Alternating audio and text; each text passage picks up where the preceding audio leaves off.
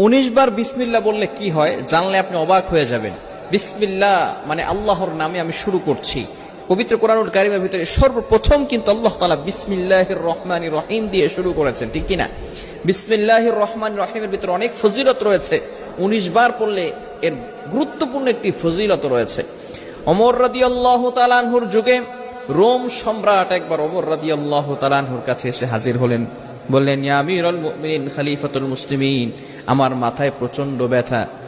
ওমর রাদিয়াল্লাহু তাআলা আনহু এমন একটা টুপি সেই রোম সম্রাটকে দান করলেন।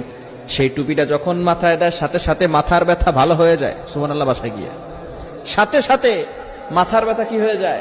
ভালো হয়ে যায়। আবার যখন সেই মাথার টুপিটা খুলে ফেলে আবার তার মাথা ব্যথা হালকা হালকা শুরু হয়। এবার সকলে অবাক হয়ে গেল সেই টুপির ভিতরে কি আছে। ওমর ইবনুল খাত্তাব রাদিয়াল্লাহু তাআলা আনহু টুপি